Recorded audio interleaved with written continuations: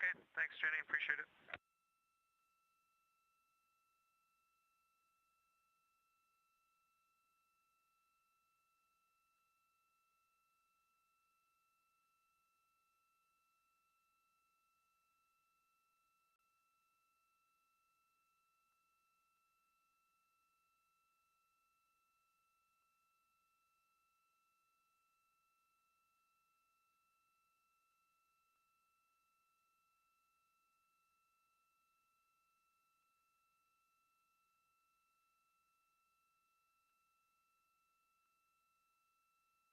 There is an extra step that they have to take to help us with some science that they both did once they have returned. This is to collect some saliva. Builds on studies we've done before. Astronauts aboard the Internationals understand astronauts' health for decades. During the shuttle program, they discovered that dormant viruses in our bodies, including the one that causes shingles, can reawaken in space. Researchers are unsure why this happens, but think it has something to do.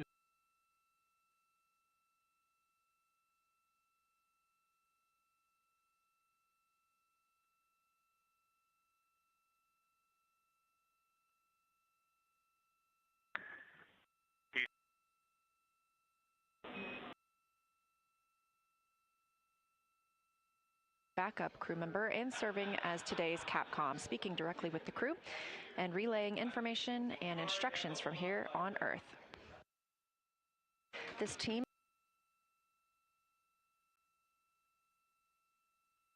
This live view from the Orion spacecraft coming from a camera mounted on the solar array wing, liquid vent nozzle that has brought up an issue with the wastewater dump that was scheduled last night.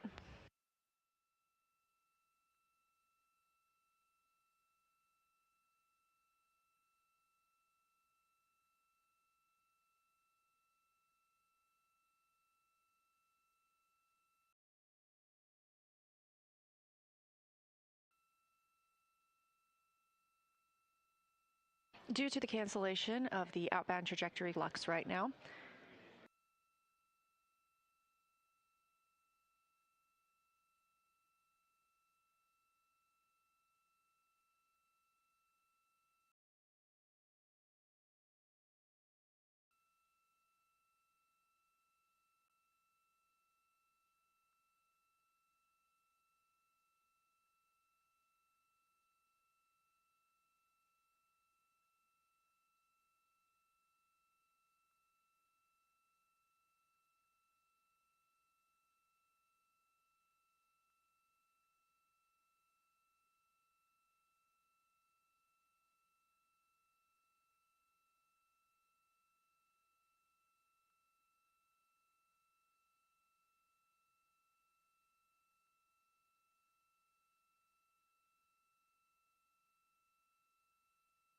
Huntsville, integrity for Abbott.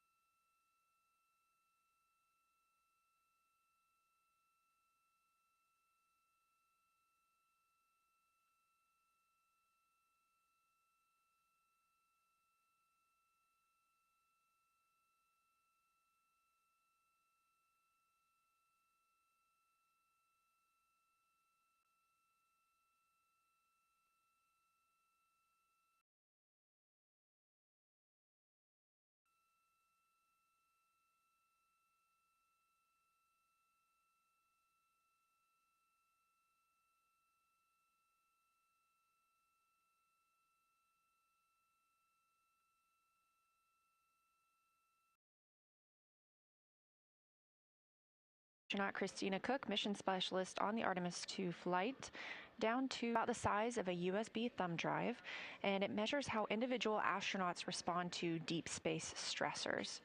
These organ chips contain cells that were developed from pre-flight blood donation, measuring and predicting human risk with space station findings, which include personal medical kits potentially for each.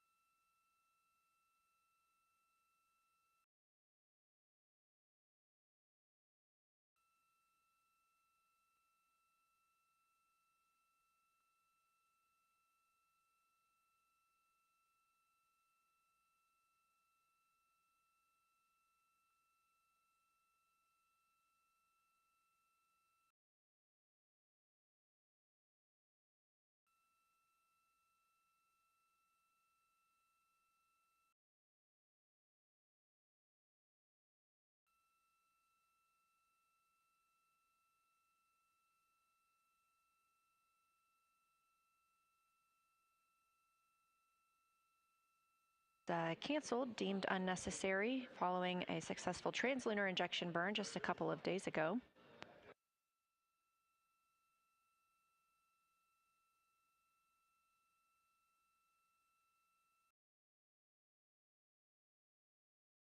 Allowed time for the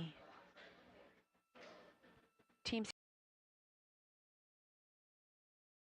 It is facing the sun on one specific portion, which is through sleep. The ground was performing a regularly scheduled wastewater dump. The dump terminated after only 3%, so the tank quantity was 64%, and the limit is 80%.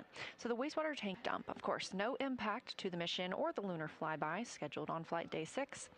Those trajectory correction burns, including the one we canceled today. We also canceled one yesterday due to our trajectory already being in great condition. Those are just small burns to fine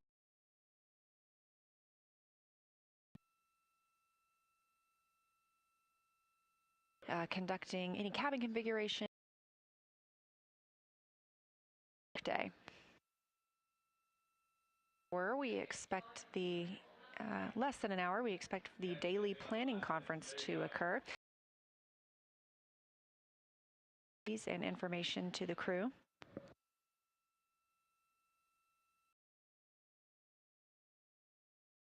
Scheduled for after that daily planning conference was going to be a photo opportunity.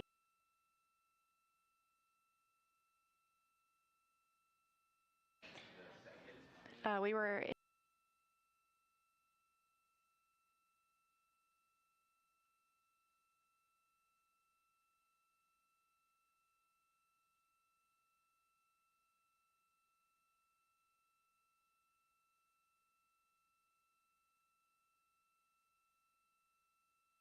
with that solar array wing selfie being rescheduled. We will stand by for that time. The rest of the cruise schedule will be shifted a little bit today, making time for this bake out maneuver, and of course with the cancellation of that OTC burn.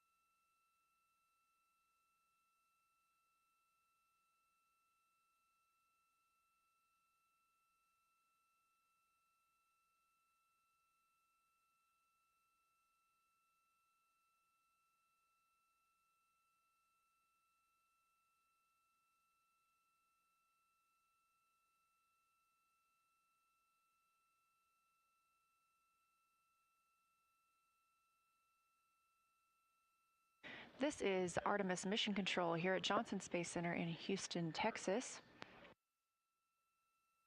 Crew aboard Orion still in their post-sleep period, having woken up at 11:35 a.m. Central Time, 12:35 p.m. Eastern Time. Again, the outbound trajectory correction burn for today has been canceled, deemed not necessary due to a proper translunar injection burn on flight day 2. Cancellation of this burn also allowed for teams to reposition the spacecraft by changing its attitude and pointing a primary vent nozzle in the sun. They're suspecting potential ice buildup on this primary vent nozzle after an insufficient wastewater dump last night. So this is one of their steps for troubleshooting, hopefully allowing this bake out time, as it's being referred to melt some of that ice and then later perform a wastewater dump. Integrity Houston for SAW PAO event.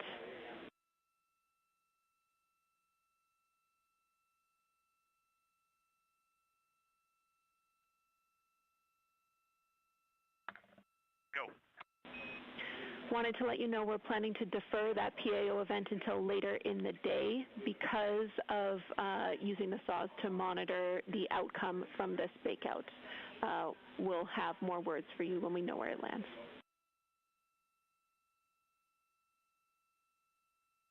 Yeah, we were fully expecting that, and no problem at all, Jenny. Thanks, Reed. That call from Capcom and Artemis 2 crew backup, Canadian Space Agency astronaut Jenny Gibbons here in Mission Control Houston, speaking with Commander Reed Wiseman aboard the Orion spacecraft, letting him know that a previously planned event, referred to as the SAW event, which stands for Solar Array Wing. That's where this view is coming from right now, a camera mounted on the solar array wing looking back at the spacecraft. We were intending to take a photo of the crew in the windows and of Orion, but due to this change in attitude, we will be deferring that event, and they will reschedule it for a later time today. The cruise schedule does remain in flux today following cancellation of OTC-2. However, one item that we anticipate to still occur is the manual piloting demo. Now, if you recall, shortly after launch on flight day 1, pilot Victor Glover commanded the Orion spacecraft, manually flying it around the interim cryogenic propulsion stage and a faux docking target. This was all to help us learn how Orion flies manually in space and help us prepare for future missions during which we'll need to dock to a lunar lander. Glover was the only astronaut to fly that day. Integrity crew, we see the enabled caution on the board. We are not moding to SAT mode and no action for you. This is because of a caution and warning sync we're performing from the ground.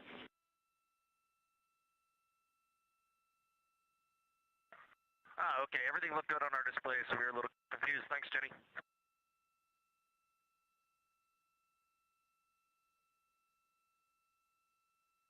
Teams referring to a caution that the crew received on their displays, letting them know there is no action received on their part and that this was a ground issue. Back to the manual piloting demo that will occur later today. Pilot Victor Glover was the only astronaut who got to fly the spacecraft on flight day 1 for those proximity operations. But today we are expecting all crew members to get an opportunity to pilot Orion. They'll be using the rotational and translational hand controllers to maneuver the vehicle with the RCS, or Reaction Control System, thrusters. This will help teams learn about the 6 degree of freedom and 3 degree of freedom attitude control.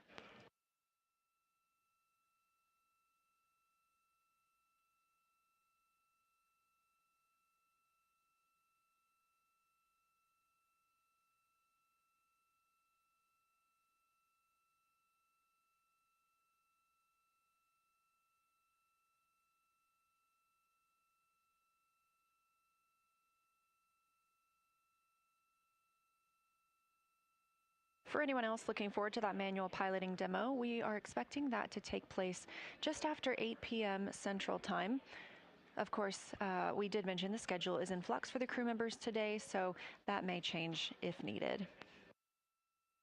Again, crew's still in their post-sleep period. We are expecting their daily planning conference in about 30 minutes.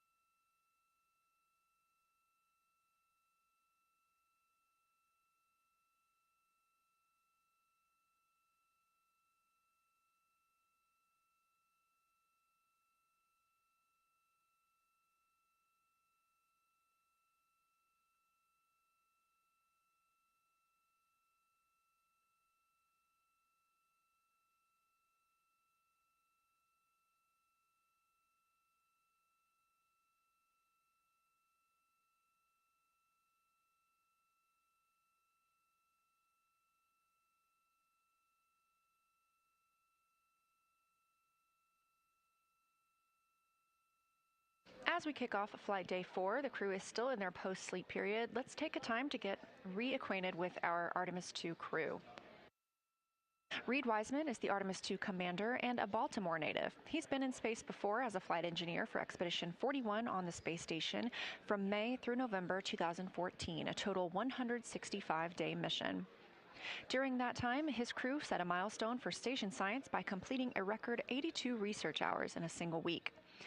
Wiseman also served as chief of NASA's astronaut office from December 2020 to November 2022, and back on Earth, he has 2 daughters. Artemis II pilot is Victor Glover, selected as an astronaut in 2013 by the agency. At that time, he was serving as a legislative fellow in the U.S. Senate. His first trip to space was on NASA's SpaceX Crew 1 mission in November 2020, when he was also the pilot of that spacecraft. Victor is a U.S. Navy captain and naval aviator who served as a test pilot, racking up over 3,500 flight hours in more than 40 different spacecraft. And as previously mentioned, he became the first person to pilot the Orion spacecraft the other day. He and his wife have 4 children. Mission specialist Christina Cook is a native of Grand Rapids, Michigan. She was selected to the Astronaut Corps in 2013, the same class as her crewmate Victor Glover. She served as a flight engineer on the space station from March 2019 to February 2020, during which she set the record for the longest single spaceflight by a woman, with a total of 328 consecutive days in space.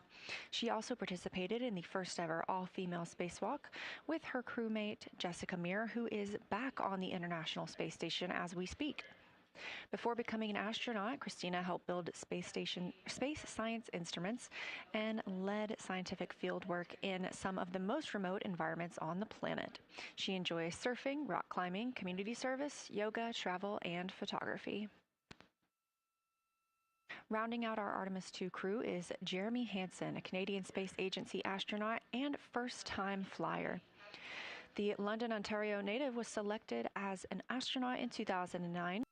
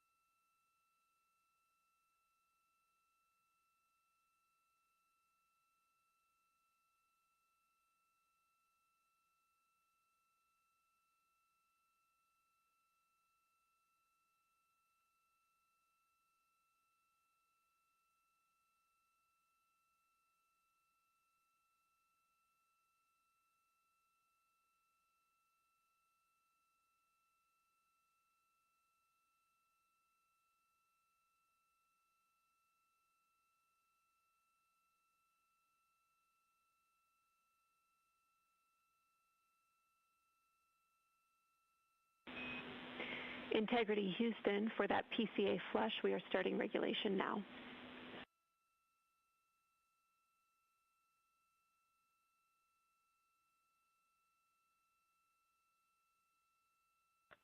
Okay, thanks, Jenny. Everything has been quiet on board. We can tell no associated noises with the flushes.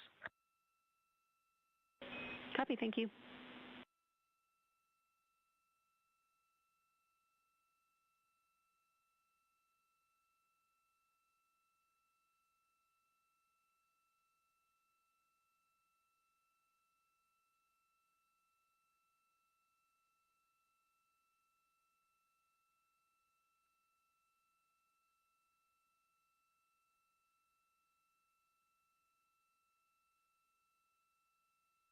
That call from Capcom Jenny Gibbons to the crew aboard Orion, as you see here on your screen, that they are performing a flush.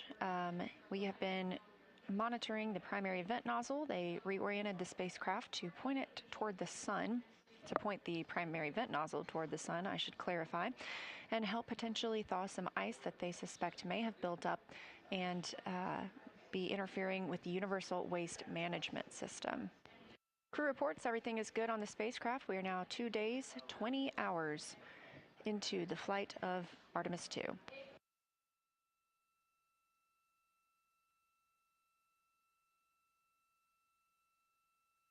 On console here in Mission Control Houston is the Orbit 1 team. Flight Director Jeff Radigan gathering topics from the crew ahead of the crew's daily planning conference coming up here in just about 10 minutes.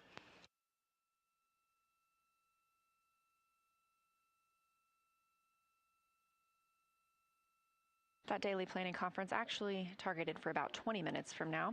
Meanwhile, the Orion spacecraft is now over 173,000 miles away from Earth, growing closer to the moon, 106,000 miles away from our lunar neighbor. The spacecraft reached the halfway point between Earth and the moon last night.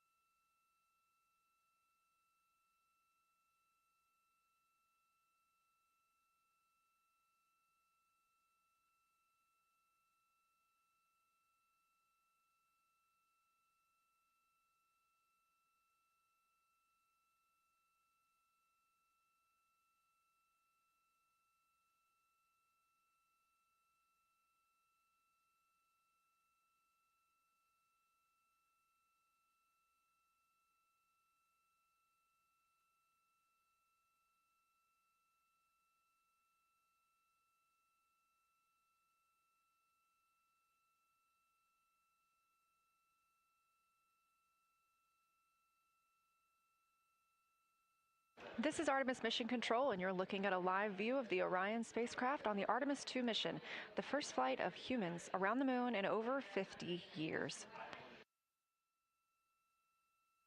The team here on the ground continues to evaluate the crew's timeline for today. One of the other timelined events today is the Lunar Targeting Package review with the crew. The science team here at Johnson Space Center in Houston, Texas, will be speaking with the crew aboard the Orion spacecraft and preparing them for Lunar Flyby Day. Again, the crew will fly around the moon on flight day 6, and due to the illumination, we expect them to be able to see things that have never been seen before by human eyes.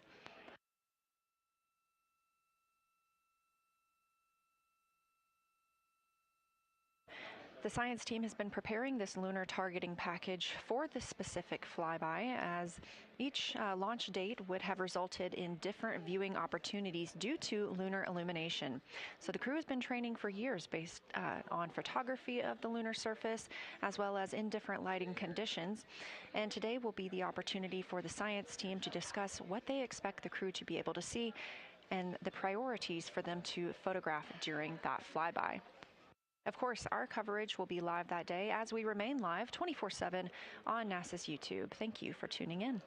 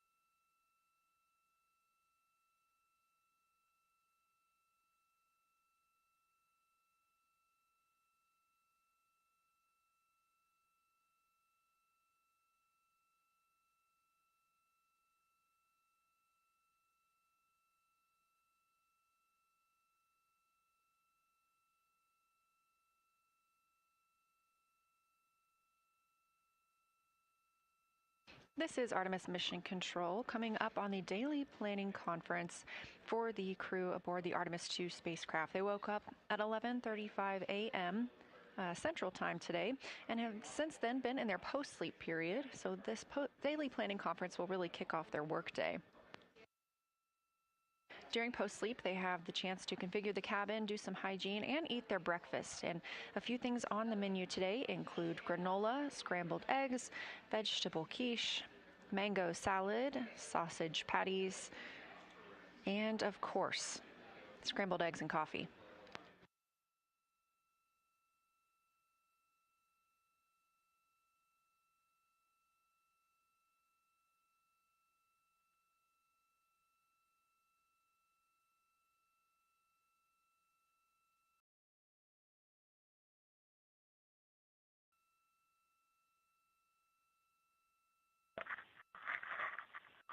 Hello, Houston. We are ready for morning DPC. Just a few things. We heard a rumor up here that it is actually Saturday back on Earth. We have definitely lost track of the days. We are showing 151,476 nautical miles from Earth, and it's going up about 1 mile every second, which is still a pretty impressive rate of travel. And thanks to your ops down there, we have got the sun beaming in all the windows. Morale is high on board. And looking out window 3, you can see a beautiful crescent Earth with the sunlight glinting off of the ocean and the swirling clouds. It's just a truly remarkable sight. We are ready to talk. Gorgeous, Reed. We love the crew for working on the weekend. So are we, but we are happy to do it. I want to start by asking if you would like to turn on the HHP camera for DPC, because if so, we'd love it.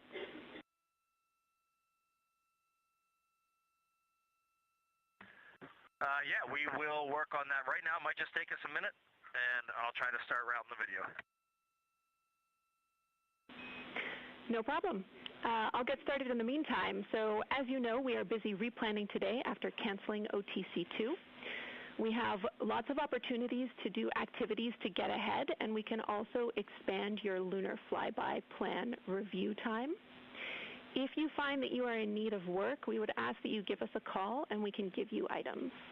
That being said, I do have plenty of other important changes for you, so let me know when you're ready to copy.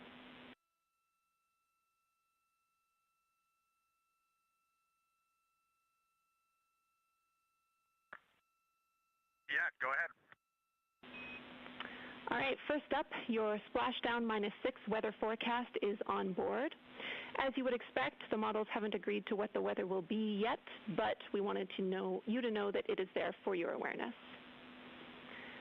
Victor, we want 24-hour acoustic monitoring activity to a day where we have a burn. That is your activity at 2040 MET this morning, and it also has a link to activity directly before your PMC in the afternoon that we are also deferring.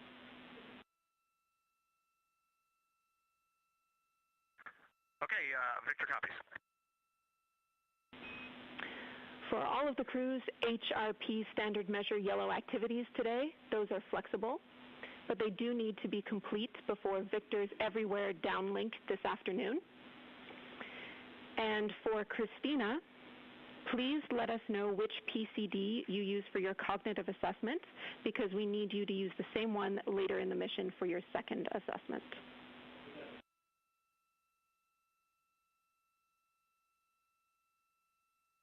Copy all. Our OpNav Moon Pass is still going on in the background, even though we have canceled OTC2. And we are planning to reschedule your SAW PAO event to be directly before your midday meal. We can call you on to that. And your second FD conference later today will be canceled. We are only keeping the one which is directly between the PMC and your pre-sleep.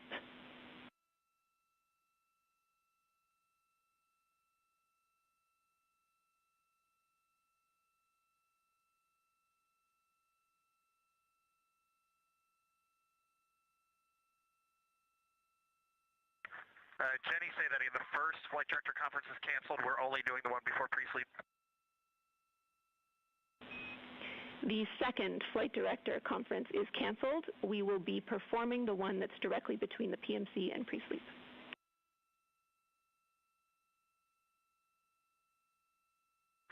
Okay, that sounds great. Now I'm seeing that there's one that's kind of splitting the middle of pre-sleep, and that one is canceled. Gotcha. Good readback. Next up, we know you were looking for the next trash location. That location is going to be in locker Delta, bag 2, which has a purple label and is labeled speaker/Bobs. You're going to need to clear it out a bit, so we suggest that you clear out the Bob, which can be deployed, move some of the speaker bubble bags that are in there into the F1 large bag labeled AGA General Use, which is a brown label, and then move the Ziploc with harnesses and ARS tools into locker Echo, bag 9, blue label.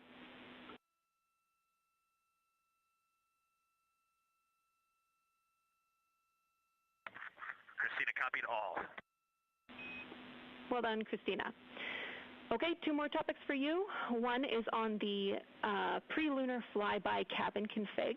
We wanted to let you know that if you did take images, we do not have them. We would need them if you want them re-uplinked later as a pretty note to remind you what to do. If you do want them, please let us know where we can downlink them from. And then finally, we want to know if you have any wet towel increasing the humidity.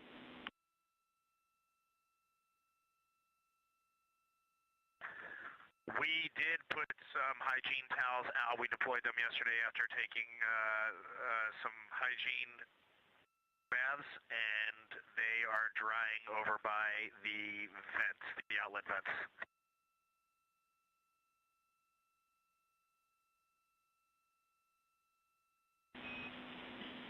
All right, great. We copy, Reed. Do you have any questions or comments from us for us? I did want to respond back on the cabin config for lunar flyby. We are good on board. We will strive to downlink those images, but only for situational awareness. We do not need them embedded in procedures. We do have a couple questions. First, Victor rewrote the email from the mission summary question, so he's good to go there. We have swapped the quick disconnect on the PWD over to the pry side from the secondary side. Just seemed like a good day to do that. And then 2 quick PCD type questions if you got a second.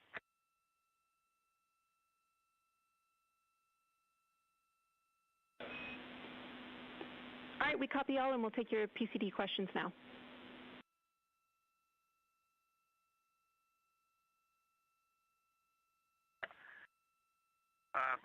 For the private conferences and VC, do we always need to use PCD3 or we need to use any PCD, it just has to be wired? Or is it related to ASAP? We're not sure what that acronym is.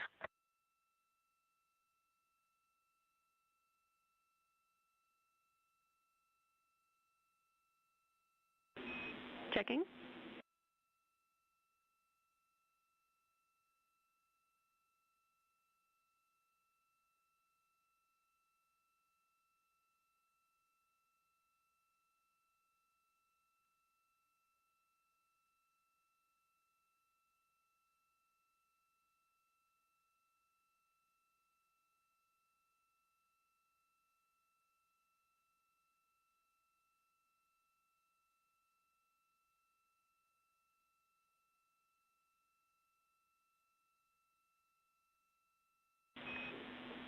Reed, right now we'll be using PCD for those. We would have to change a software config to use the other PCDs for those.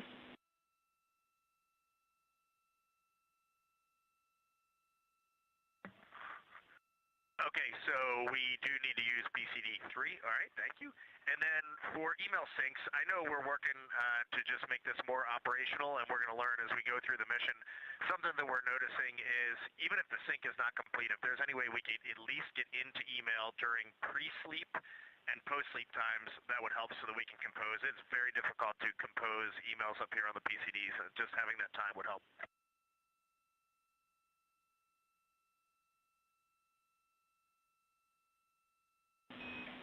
Copy, Reed. Thanks for letting us know. We'll look into it.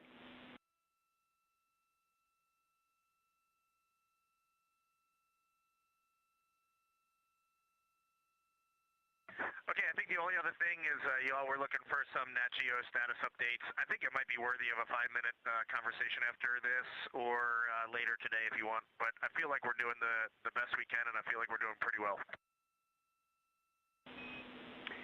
Copy. We would be up for that whenever you're ready.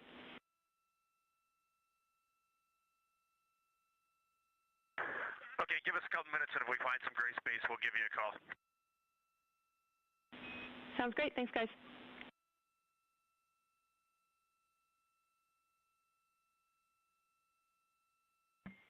And Jenny, while we got you, we just want to troubleshoot the encoder a little bit. This morning when we powered it on, we get a status light, the orangish red status light for 5 to 10-ish seconds, then it goes out, and that's it. And we don't see it on the network, so we're wondering if there's an issue with that.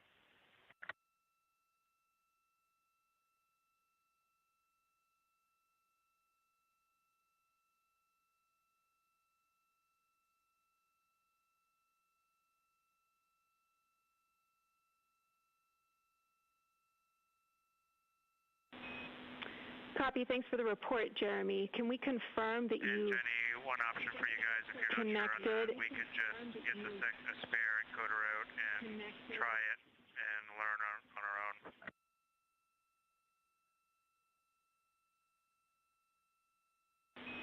Copy your last, Jeremy. We would prefer to try to disconnect and reconnect and also power or cycle the item before we move to the other one. So if you've not tried that already, let's try that first.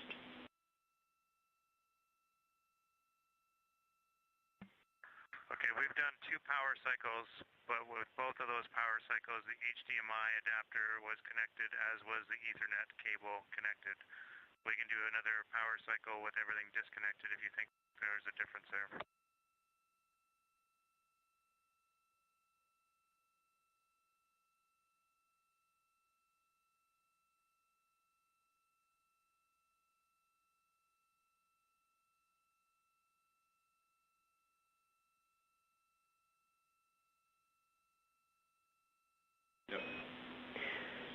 Jeremy, we don't think there's a need to try again with it disconnected. We will find you a location for the second one.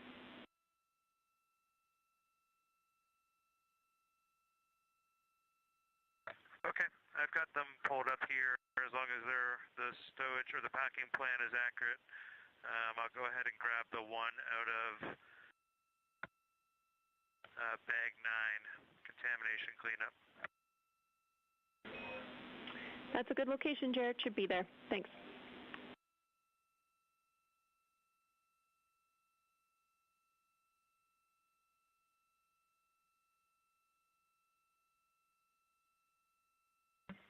And Houston, I would be ready to have a quick conversation about the Nat Geo shot list at your convenience. No rush on our end. Also in the hopper, I have one low priority stowage question when it's a good time for you. We'll take both. Go ahead, Christina.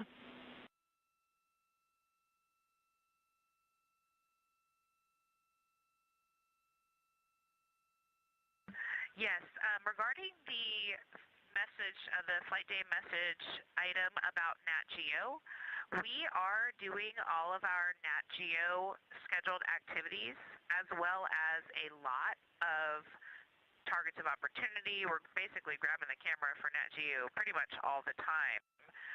From the mission summary, it sounded like maybe what we're not doing is making you all aware of that. So I wondered, is that because you saw things?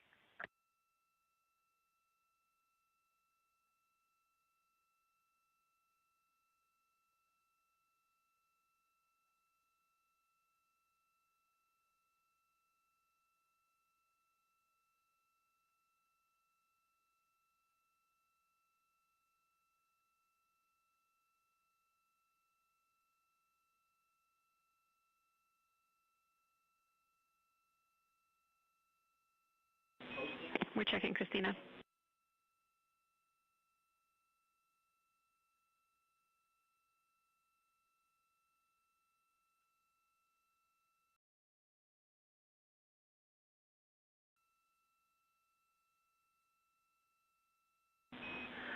Hi, Christina. What we are expecting down here is the pre-sleep call down telling us shots that you've taken. And I think the expectation, since we're assuming you're taking plenty of them, is that you would call down anything that you might have missed. So a high priority shot that was a miss, we would like to know about. Otherwise, we'll assume that you have completed the shots that we expected.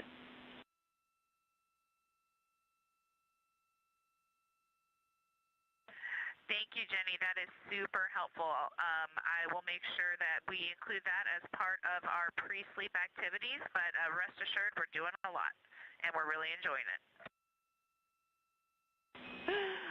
That's great to hear, Christina. Okay, and if you still have that stowage question, we're ready for it too.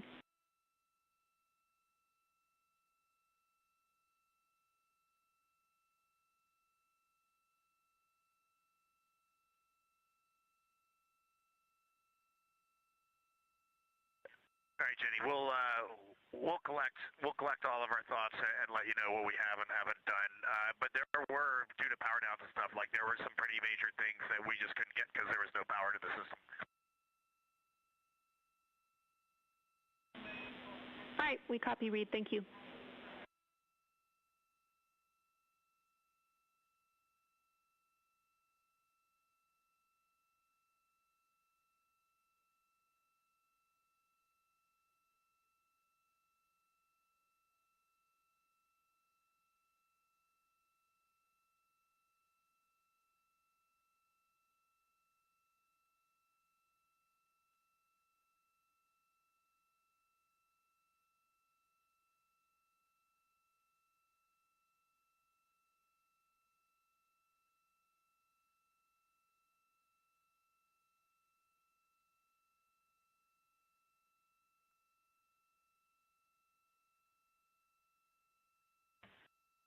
And Jenny, I paused our comm while we shouted out pulse ox readings across the cabin, but did you say you were already also, it was a good time for a quick stowage question, low priority? A-firm, we're ready.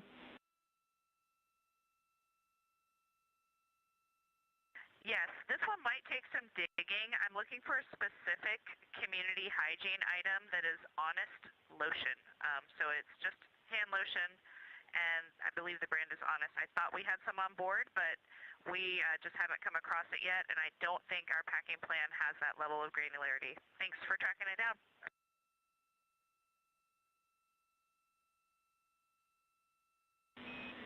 All right, we're on it. Thanks, Christina.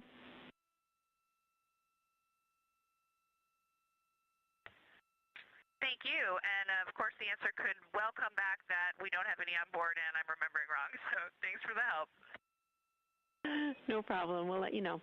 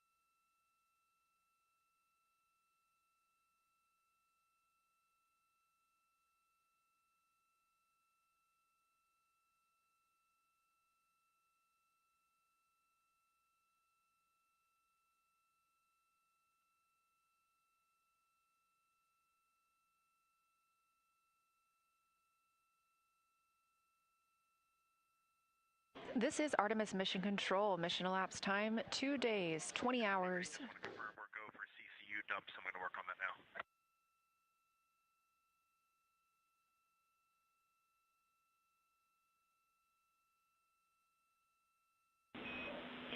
Reed, thanks for calling us first. We actually want you to pause on the CCU dump because we want to see if we are able to vent now that we've been in this bakeout attitude. So I'll give you a call when you're go to dump that.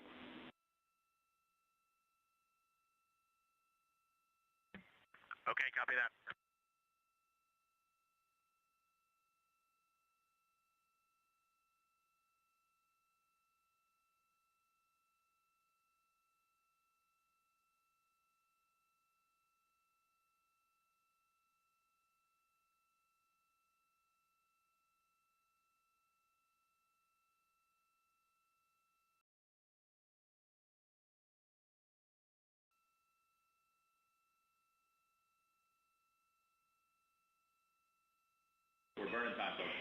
Integrity crew, we also want to remind you to hold off on any toilet use while we are doing this wastewater dump.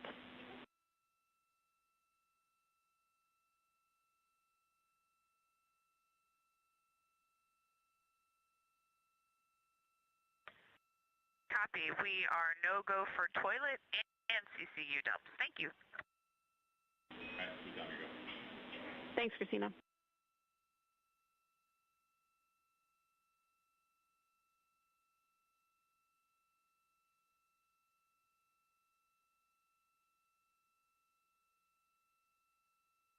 This is Artemis Mission Control at Johnson Space Center in Houston, Texas. Mission elapsed time of 2 days, 20 hours, and 42 minutes into the flight of Orion. However, this is known as Flight Day 4. We launched on April 1st. Orion atop the Space Launch System rocket from Kennedy Space Center in Florida, and the crew woke up today at 11:35 a.m. Central Time. The crew then went into their post-sleep period. They were able to have breakfast, do any hygiene before starting their day, and we just wrapped up the daily planning conference with the teams here on the ground. Some of the items that came out of the daily planning conference include that the splashdown weather predictions are available for the crew to view. Again, targeting splashdown on April 10th. There are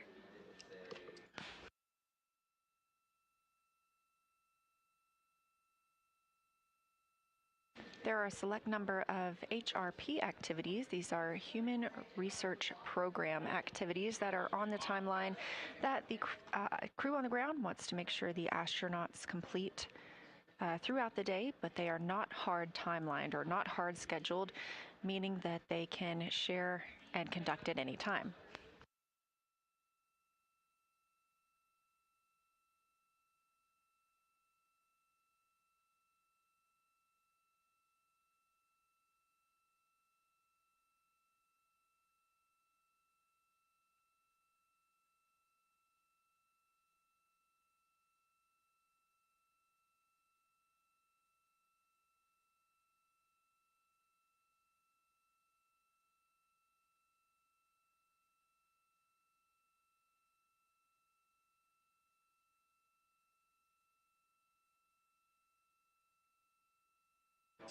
We'll talk a little bit more about the daily planning conference momentarily, but the teams here on the ground, as you heard them call to the crew, are conducting a wastewater dump.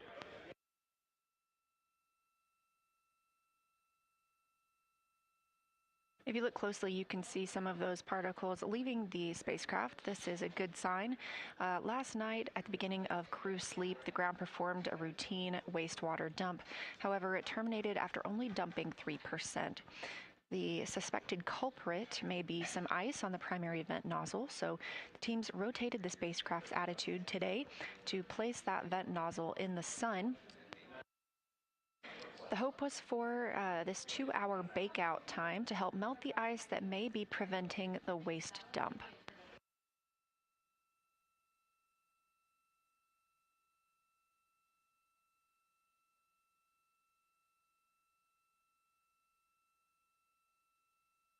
To allow for time to conduct this attitude of Orion The OTC burn, outbound trajectory correction burn, was canceled for today. It was deemed unnecessary given our very precise translational injection burn that put us on a path toward the moon and eventually a splashdown back in the Pacific Ocean. The outbound trajectory correction 1 burn was also canceled yesterday for the same reason of not being necessary due to our current trajectory.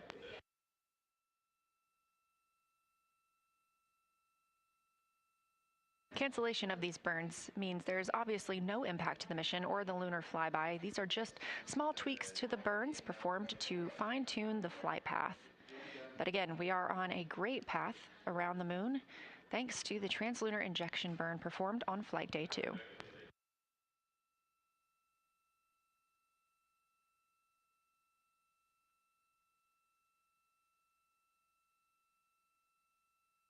A few more items that we heard during the daily planning conference include the SAW PAO event, Solar Array Wing event. We are expecting the crew to be visible in the windows of Orion while the Solar Array Wing cameras are used to snap a photo of Orion and its crew. We're hoping to see that scheduled before today's midday meal, and the midday meal is currently on the timeline closer to 7 p.m. Central.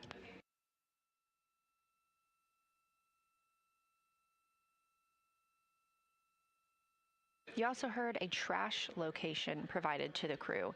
Obviously, everything that launches with Orion has to come home with Orion.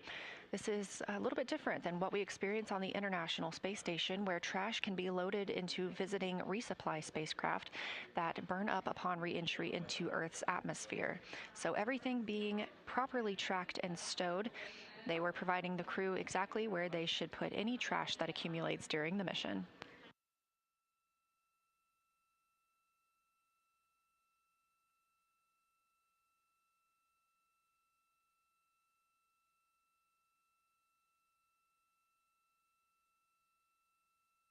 The flight control team also had reports yesterday from NASA astronaut Reed Wiseman as he was exercising that he was noticing some static electricity inside the spacecraft while he was exercising, and so the team asked if there are any wet towels they can use to place around the Orion spacecraft and help increase humidity.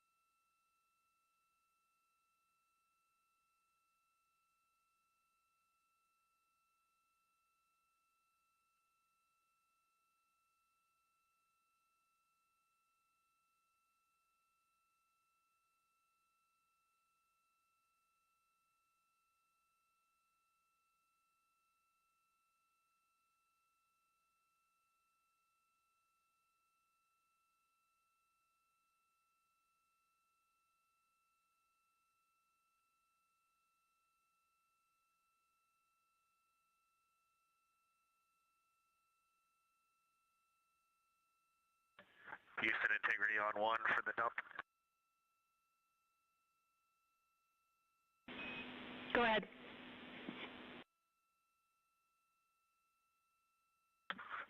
Didn't know if you wanted to know anything from out the window, or maybe you got a saw camera pointed on it. We do have a camera, but we'll take whatever you have.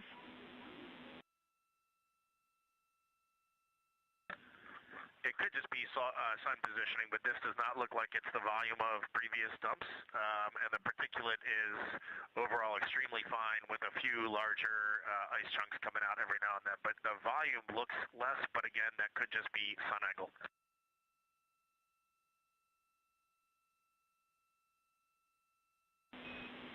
Yeah, Reed, we are also seeing less volume with this dump. We appreciate the report. That's helpful for us.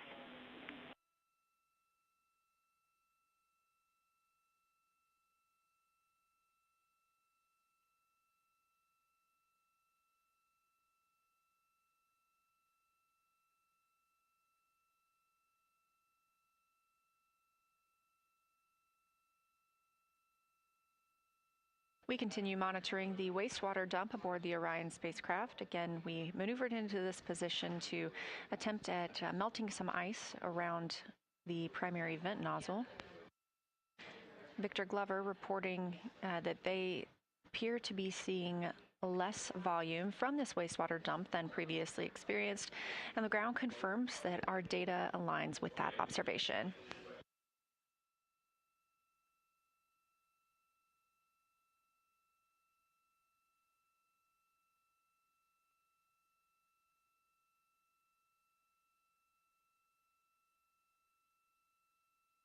Again, this is a test flight, and so every single system aboard Orion is getting tested by humans for the first time. So every day is a learning experience for the teams on the ground as well as the astronauts who make up the Artemis II crew.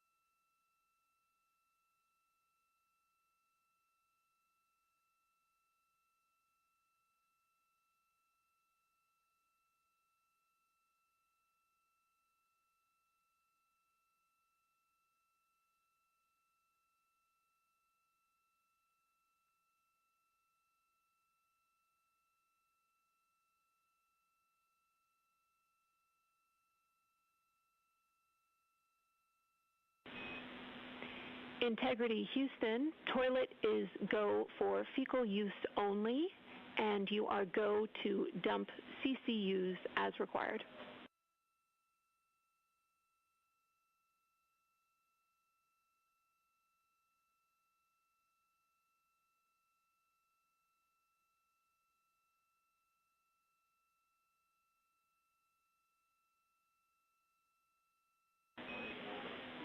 And Integrity, for your awareness, that dump lowered our quantity.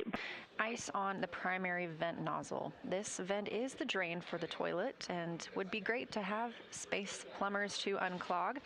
However, our crew is well trained in all systems. Integrity for PCD conference clarification.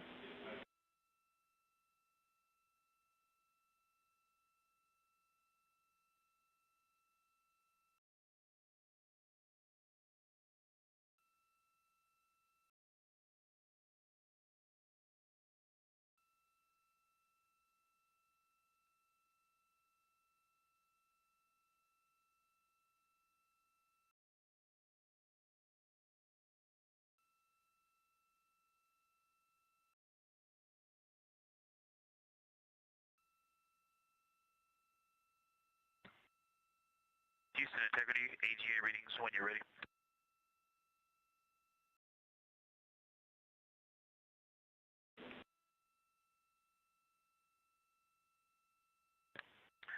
Current AGA readings are CO2 2.2, O2 20.4, 78.1 degrees Fahrenheit, 14.05 psi. We still have an amber low battery light, and during the startup, I did not see any reference to battery remaining.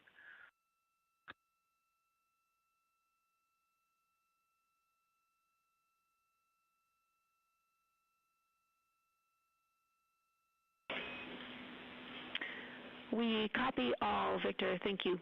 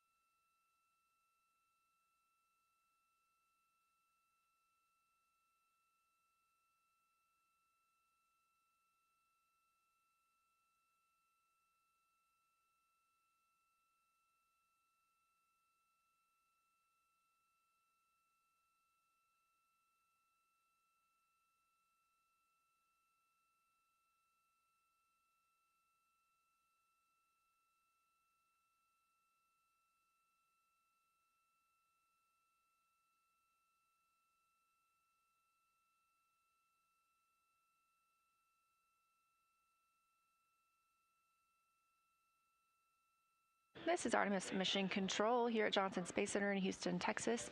As you can see, the Orion spacecraft now maneuvering back to its previous position. We were in a new attitude, allowing that primary vent nozzle to be pointed toward the sun, help thaw up some. With that maneuver complete, we are continuing. The crew inside are getting the opportunity to talk with some of their family members.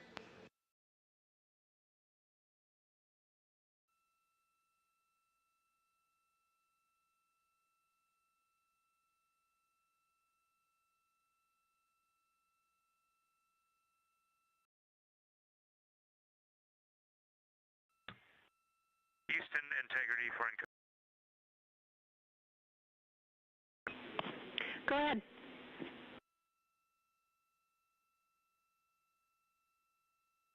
I'm getting the exact same signature on the second encode and not seeing it on the network.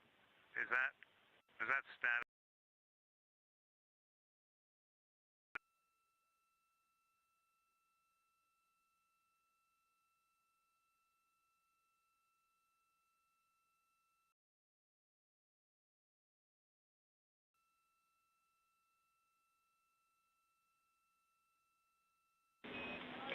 Copy, Jeremy. The other piece of data that changed from yesterday is we disconnected from Ethernet port on pump 1 overnight to the docking camera, then reconnected to that port.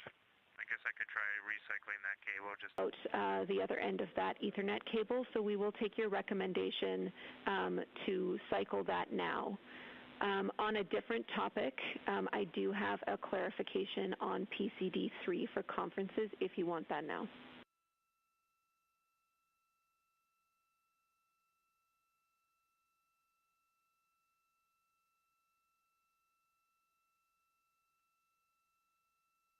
Okay, go ahead with that. Actually, Jeremy, we're going to focus on the 4K encoder for now. I'll have those words for you soon.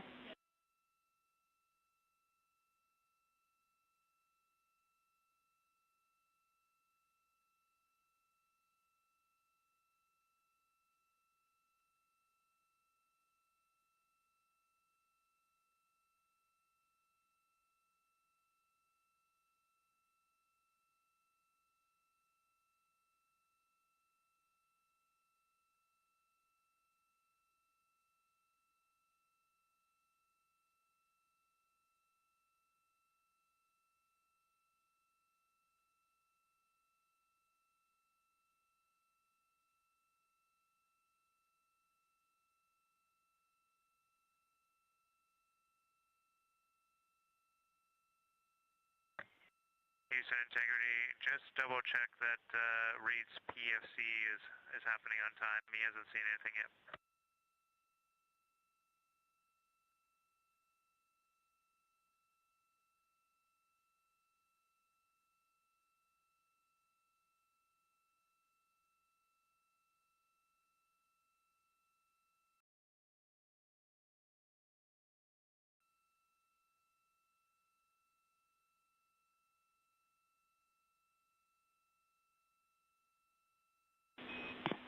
We're checking.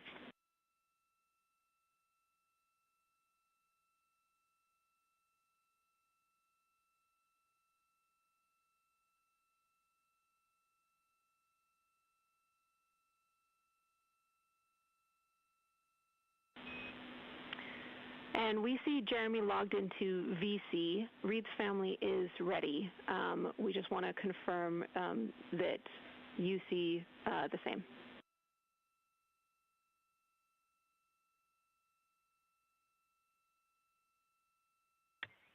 Yeah, Reed is waiting on VC on PCD3. Does he need to log in as him, or?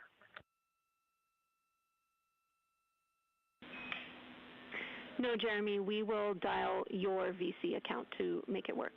It should be done shortly. Okay.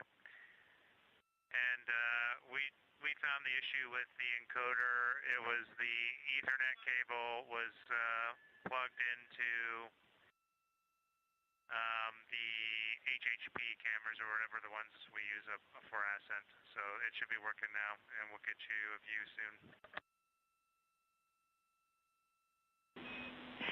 That sounds great. Glad you found it, Jeremy. And we'll take that view only after the conferences. Thanks.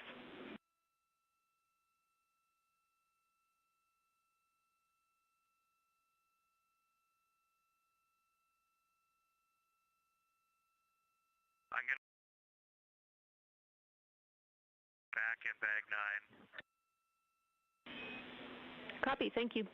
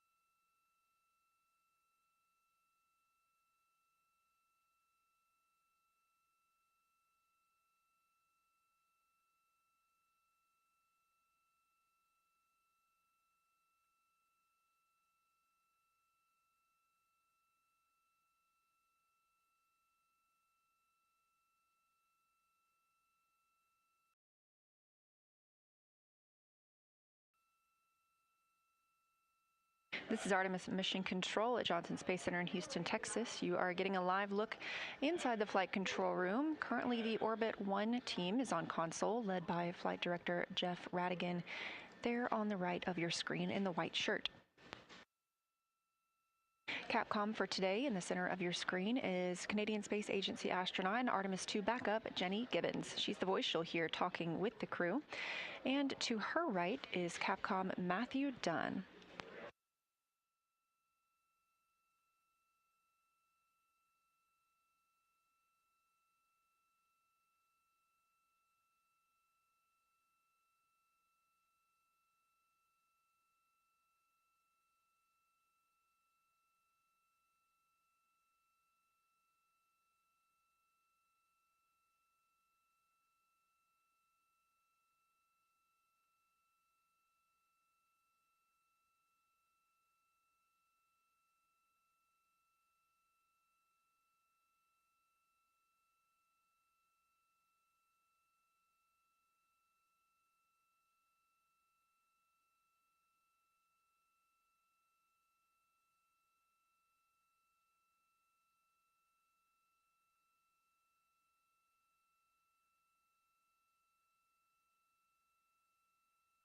And Houston Integrity, you asked if we had some free time to give you a call. I can help you with something right now.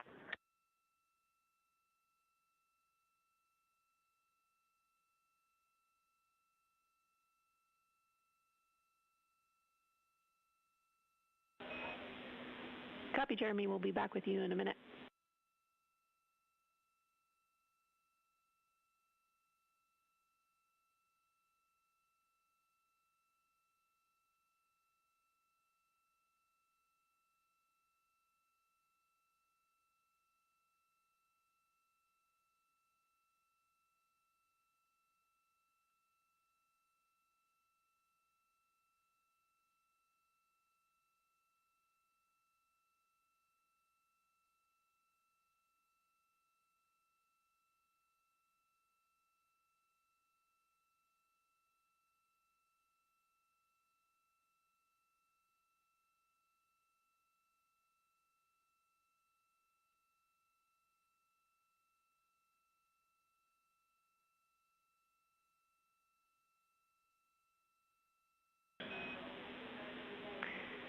Integrity for activities for Jeremy.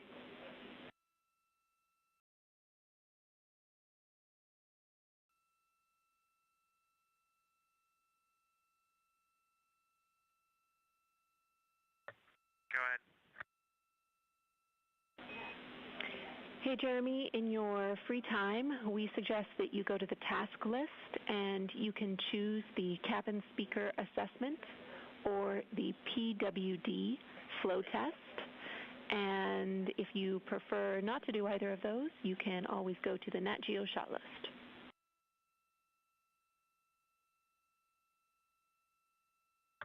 Okay, thanks.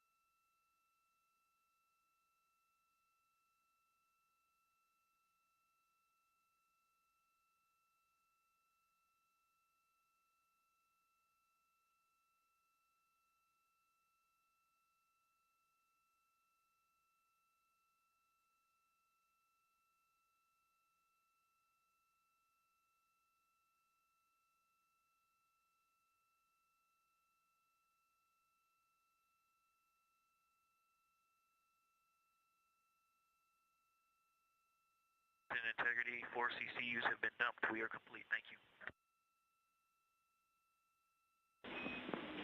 Copy all. Thanks, Victor.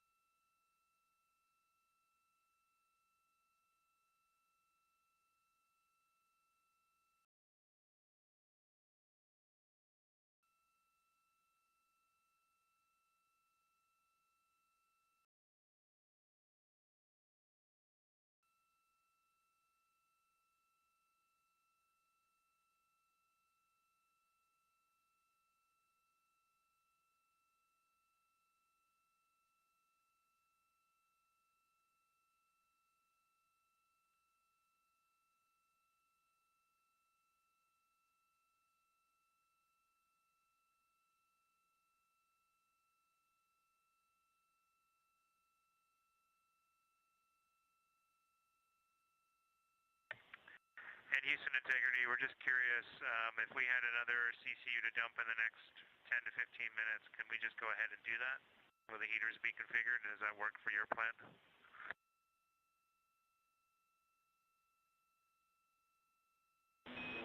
Checking.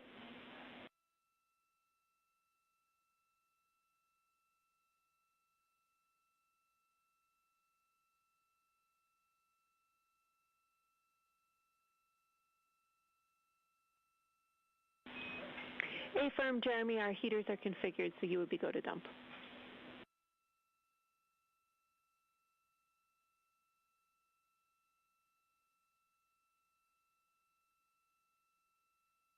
Okay, you can anticipate that then. Copy. We will.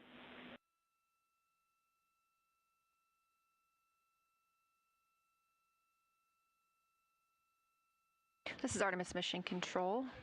You continue to hear calls from Canadian Space Agency astronaut Jeremy Hansen, his first flight to space, referencing the CCU, Collapsible Contingency Urinal.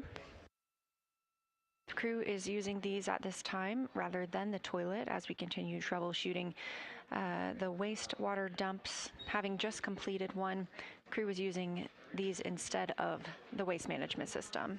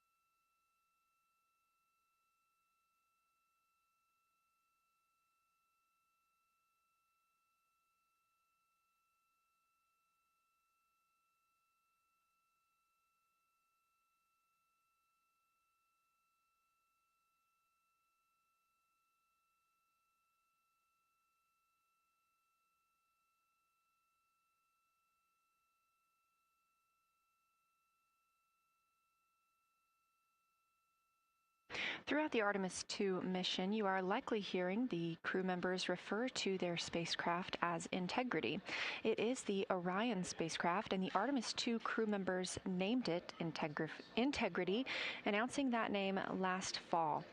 They said the name Integrity embodies the foundation of trust, respect, candor, and humility across the crew and the many engineers, technicians, scientists, planners, and dreamers required for mission success.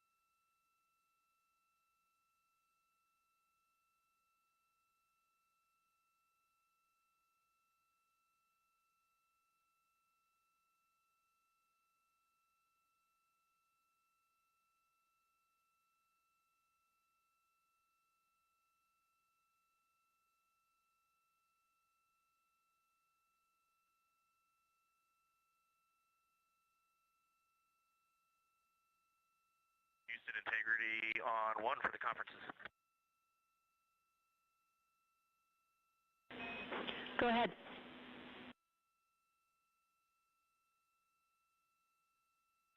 From this point forward, if you see any crew member logged into VC, just go ahead and connect the conferences straight to them. We'll likely be on Jeremy's login for most of the conferences. Copy all. That works for us. Thank you.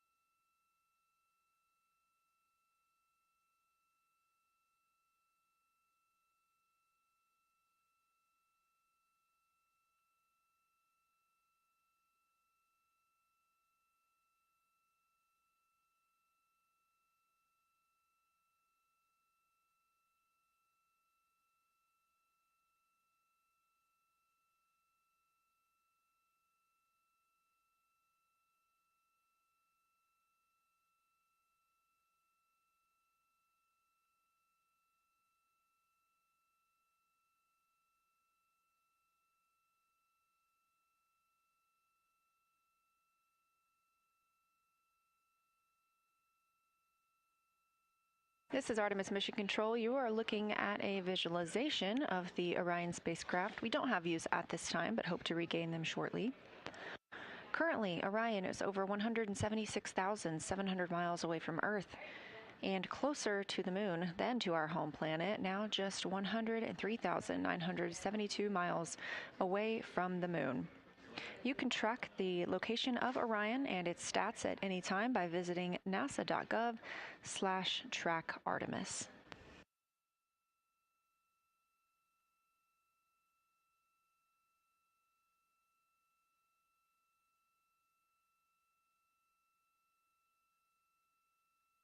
We are eagerly awaiting the lunar flyby day on flight day 6. That flyby window is targeted to start now in 2 days, 3 hours, and 1 minute.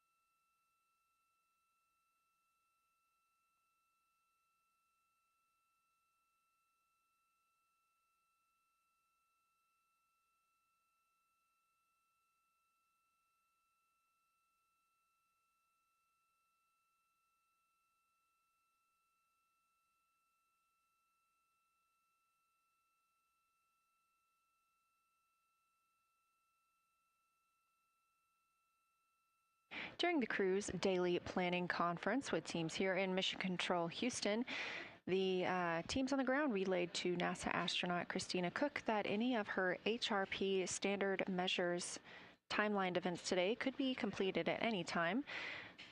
This crew is the first crew in deep space to participate in the spaceflight standard measures studies. This is an investigation that's been collecting data from participating crew members aboard the station and elsewhere since 2018.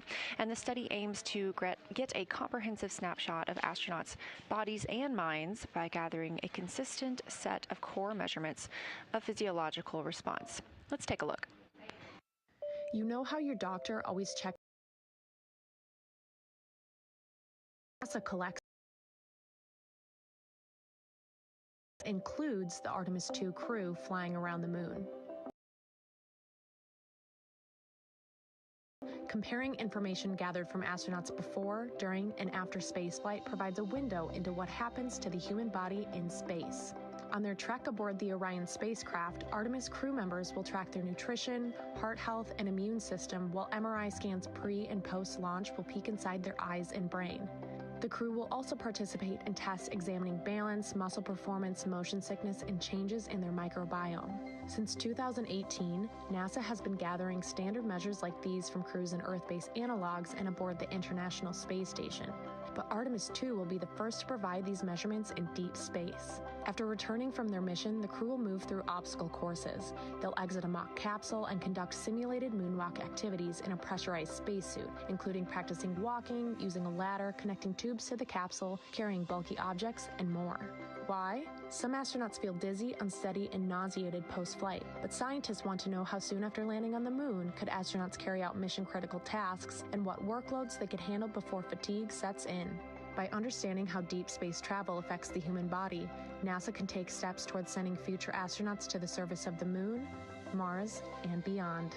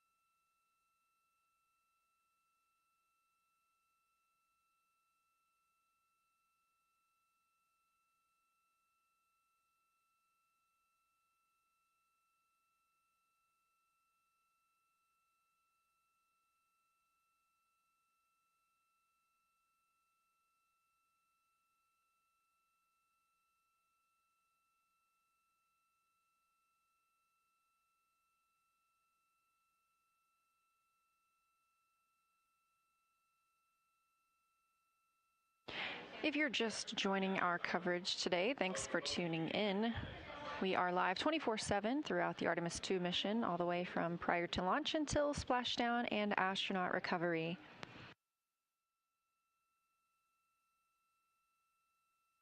Today we were expecting to have the outbound trajectory correction burn 2.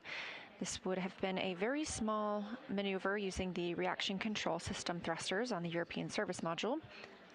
However, that burn was canceled. It was deemed unnecessary. We have a great trajectory already thanks to the translunar injection burn that was completed on flight day 2.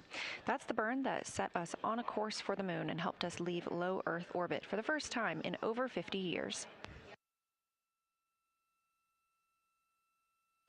Canceling that burn also allowed the team some time today to reorient the spacecraft and assist troubleshooting with some of the wastewater dump issues they experienced last night. They did conduct another wastewater dump earlier and were able to clear up a little bit more of that system.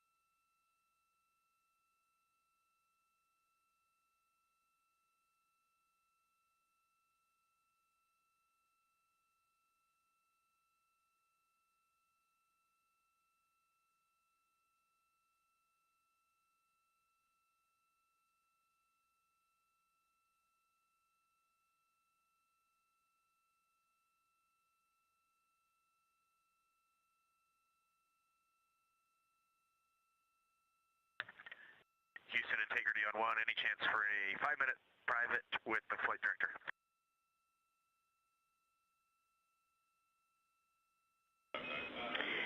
Yes, sir. We're setting it up.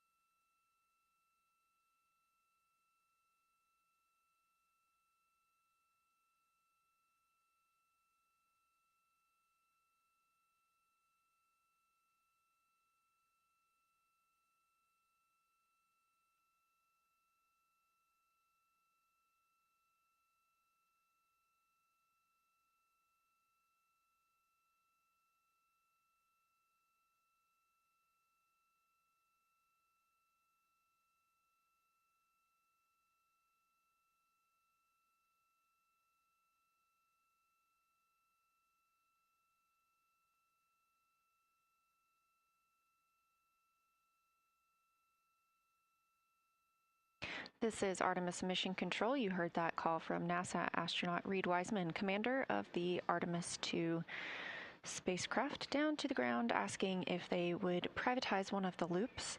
Again, almost all of their communication does go out publicly, so it's not uncommon for them to request the opportunity to speak with the flight director or flight controller teams on their own.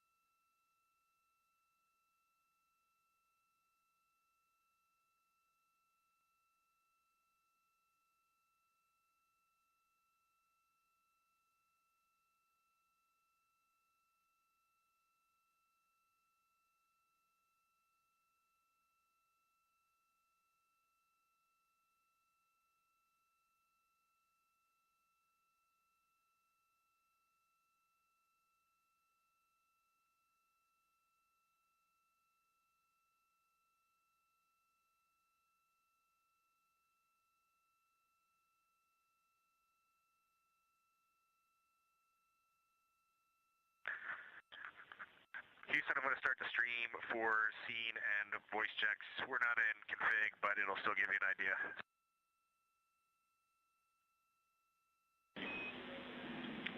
Copy, we'll be ready for you.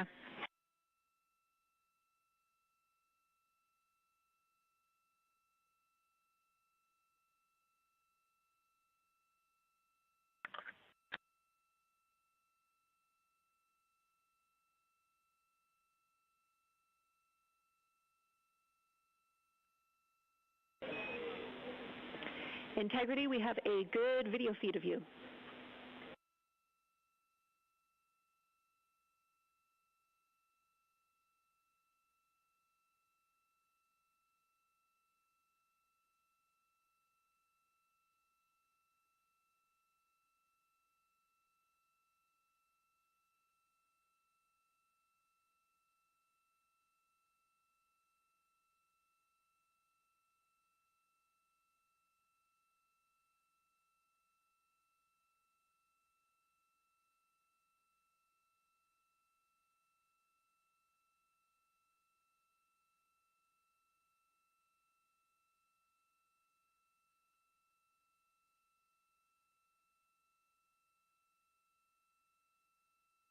Houston, confirm you're not getting any audio.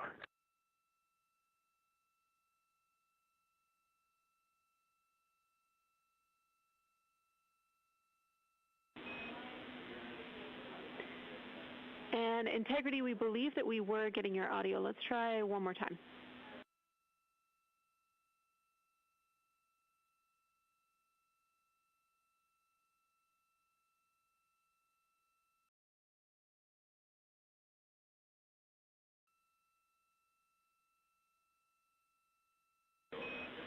Integrity crew, I copy your 5 count, loud and clear.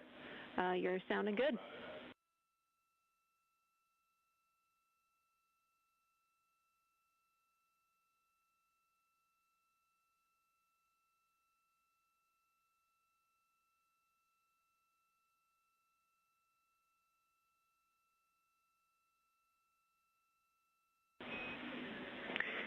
Integrity, we would like a 10 count, if able, in view of the camera to sync our audio and video. Thank you.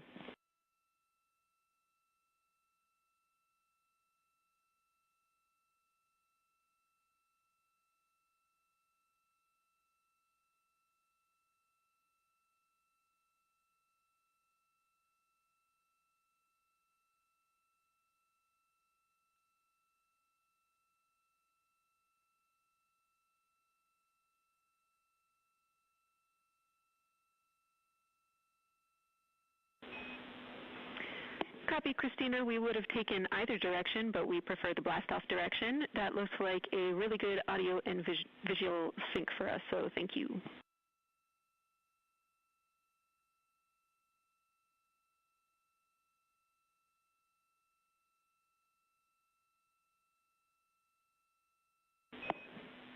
Copy, sounds good.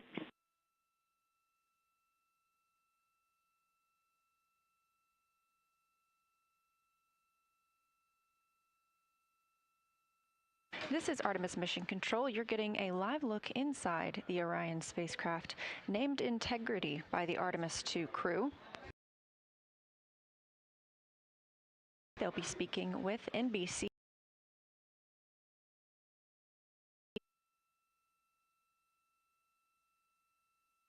We are now 2 days, 22 hours, and 1 humans around the moon in over 50 years.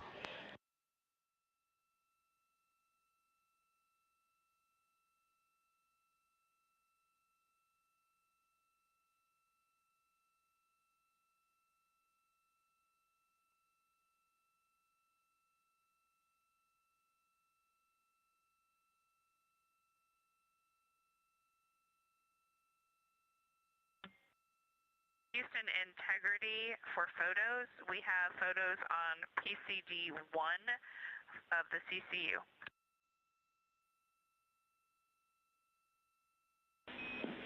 Copy, we'll grab them. Thank you.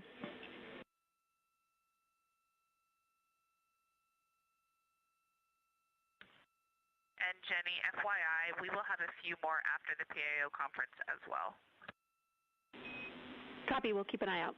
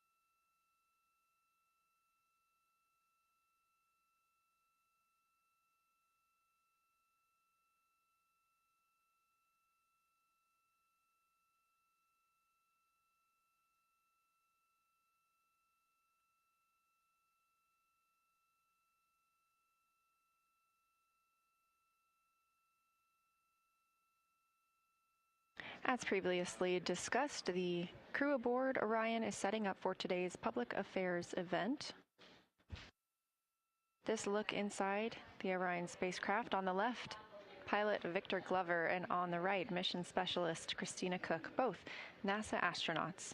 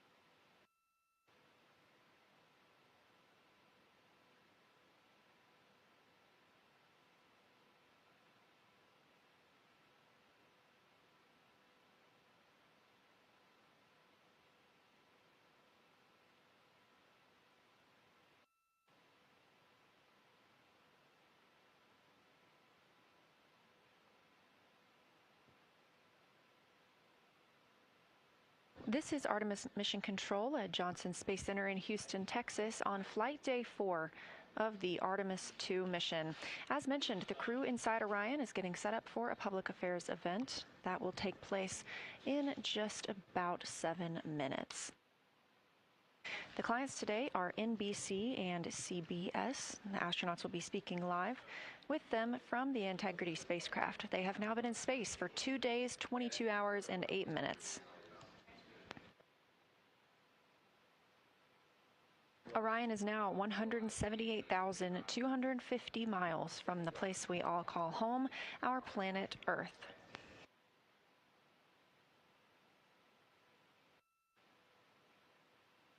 Shortly after today's public affairs event, we will be transitioning over to the mission status briefing here at Johnson Space Center.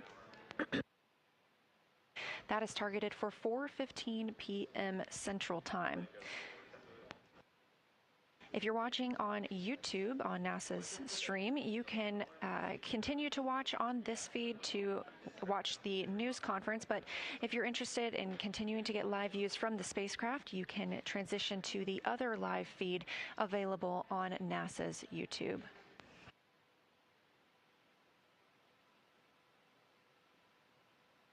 Again, our coverage continues 24/7, so don't go anywhere.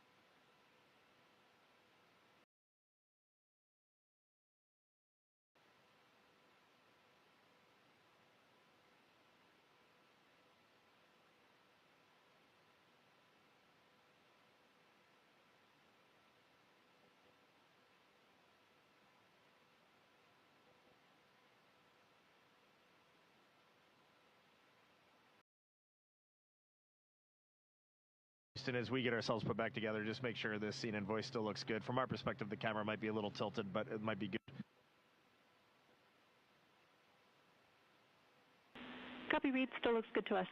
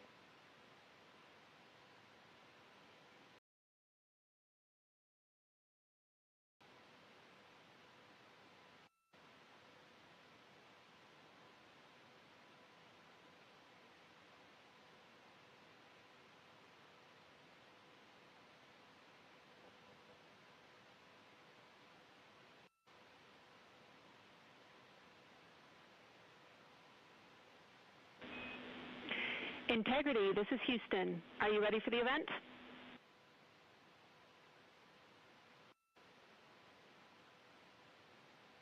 Houston, from inside Integrity, we are ready for the event. NBC News, this is check. Integrity, this is Tom Costello with NBC News. Are you hearing us okay?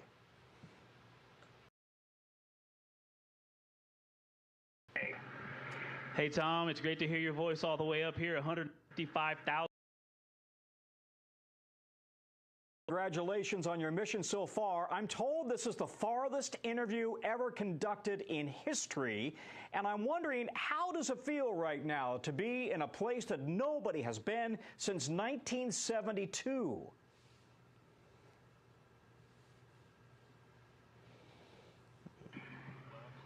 Honestly, it is unbelievable that we in 1972, just being up here and seeing how difficult this is and how hard the team is working.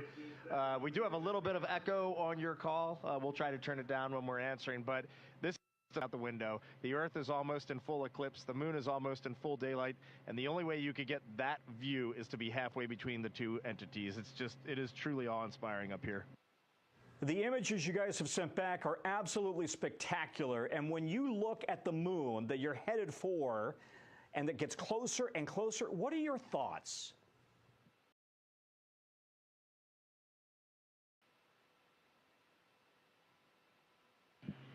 Well, last night we did have our first view of the moon far side, and I think that one of the interesting things that happens when you look at a moon that the darker parts just aren't quite in the right place, and something about you senses that is not the moon that I'm used to seeing. Lunar targeting information, and we matched up and we're like, yeah, that we must be, no kidding, like Reed said, somewhere between the Earth and the moon, getting a view from a different place. Much to so many cultures, scientifically, spiritual, different way, and just pairing that with how much we miss and love our families and knowing that they're looking up and seeing the same moon, it's a pretty amazing feeling.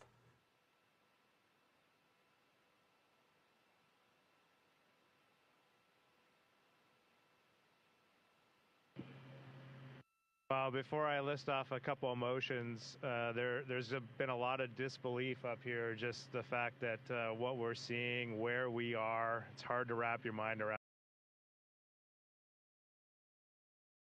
And the emotions that come along with that, there's a lot of happiness.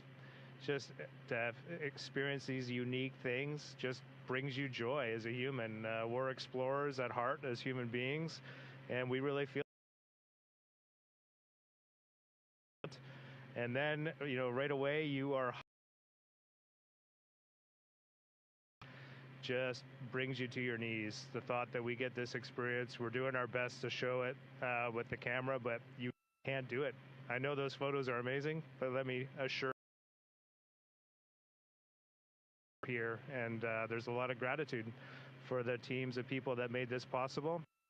So much more. You guys are a long way from home. You may not realize you become superstars, rock stars while you've been gone.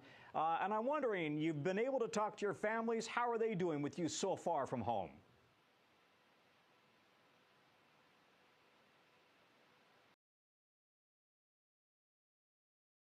I overheard from some of the conferences, and then what I enjoyed watching with my family. I think there's a lot going on. It's been interesting to hear what they have witnessed on the news and in social media, but also their launch experience. I got to hear the first story that they saw, what they felt.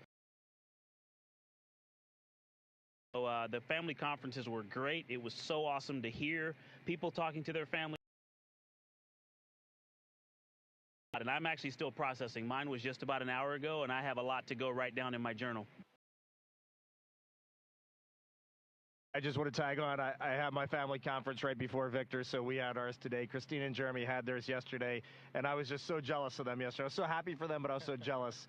And then this morning when my two daughters came on and it was just the three of us talking, it was surreal. Just we're up here. I'm just curious, you guys, you have all been dreaming of this moment for so long. Can you sleep in space when you are finally at this moment that you've been so excited about and working for so long?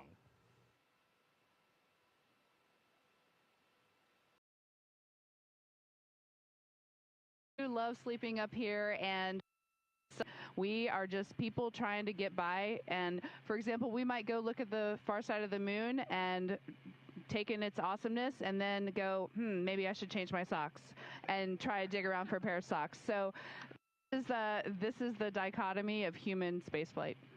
How will you describe this moment to your families, your grandkids, many years from now?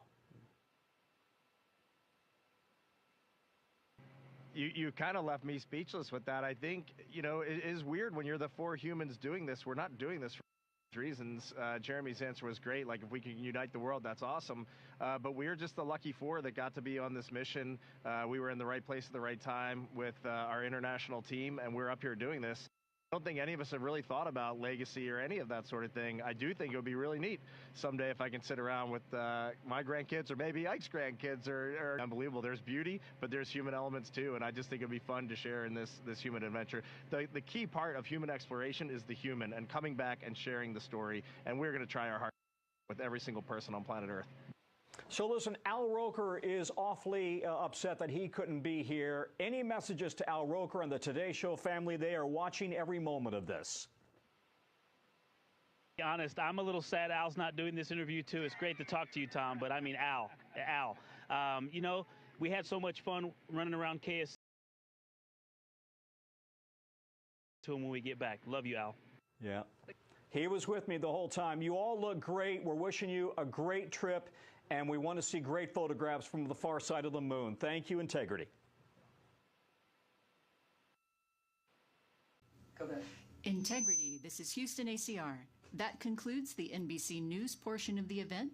Please stand by for a voice check from CBS News.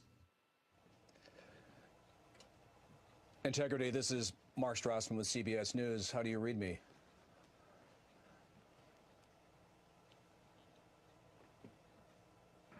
Mark, we have you loud and clear here in Integrity, 155,000 nautical miles away from Earth.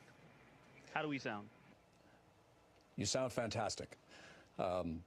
Congratulations on all your success so far, and thank you for the amazing images that you sent back from space. My first question, I hope a couple of you will living this moment through your experiences. So on a personal level, since leaving Earth's orbit, what have you been most struck by, and what has been the biggest surprise?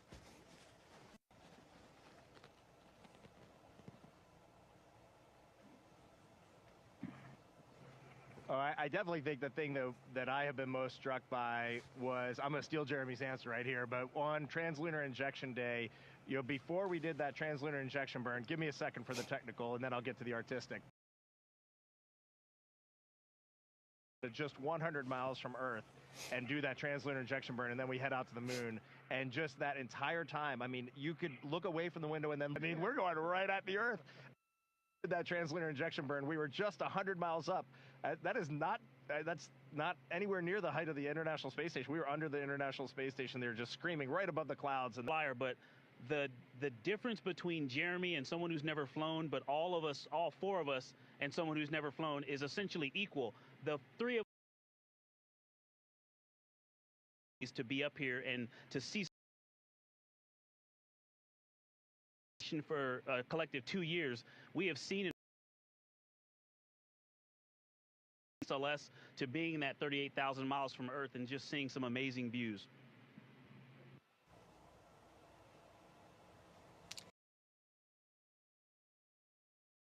Trip where we wish we had packed differently. Now that you're pushing deeper into space, is there something you left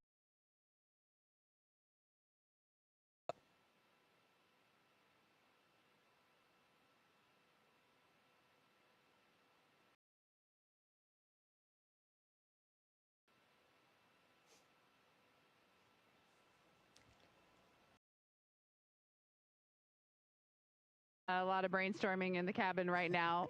The resounding answer is we feel very well taken care of. There's not a whole lot we would live without. That I would love to have them up here, but then I might actually never come home.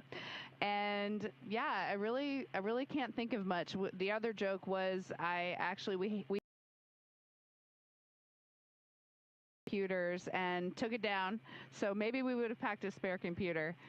Other than that, we're just so well taken care of. In fact, so well taken care of that sometimes we forget. You can easily just get your presence here in the cabin and forget exactly where. From middle school in San Antonio, they are studying the science and the engineering of the moonshot, along with what it takes to be an astronaut. What is your message?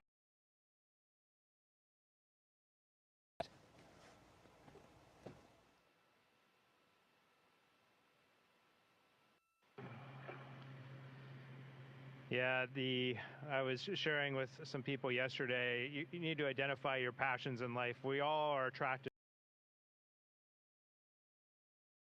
And then just to recognize that everybody has something of value to offer. I mean, that is just a true statement. And we as humans, even the 4 people up here doing this, we have self-doubt. We've had it in our pathway as well. And so I know all those youth,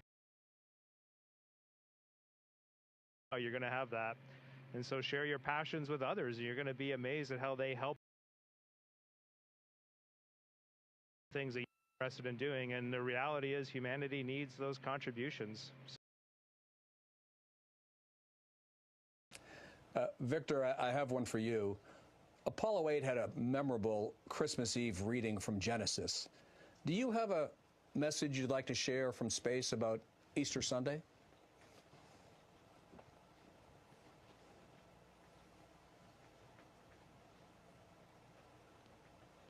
You know, I don't. I'm glad you brought that up, though. I think these observances are important, and as we are so far from Earth and looking back at, the beauty of creation, I think for me, one of the really important personal perspectives that I have,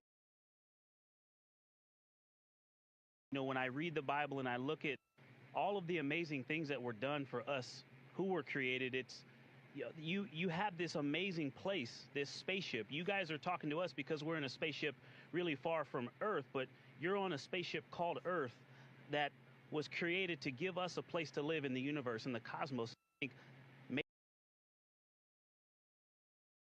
is special, but we're the same distance from you, and I'm trying to tell you, just trust me, you are special. In all of this emptiness, this is a whole bunch of nothing, this thing we call the universe. You have this oasis, this beautiful place that we get to. You're going to have radio silence for about 40 minutes. You'll be on one side of the moon. What do you hope the rest of us are thinking about?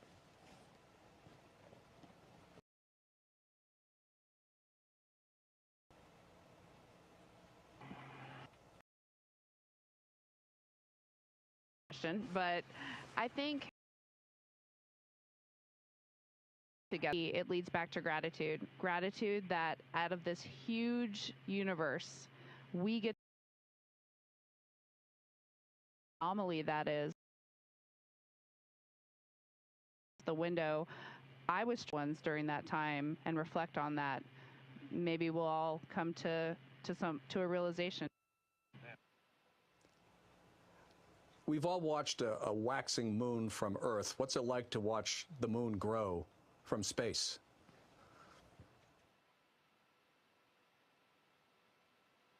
Is the waxing and waning Earth from our different perspectives. It's just been we woke up that first morning on TLI morning. It was a half Earth, then it was a full Earth, and then it was a to watch the moon grow. It's exciting. That's our destination. That's where we're locked onto. Science we're going to be doing, and I'm pumped to do some of. And I'll just add, yesterday we were just starting to see the moon, and it just looked different, and we were catching glimpses of the far side, the side that you can never see from Earth, of Grimaldi, of Orion. We were just starting to. Thank you, Mark. It was great talking to you, and we are grateful. Take care. Integrity. This is Houston ACR. Thank you. That concludes our event.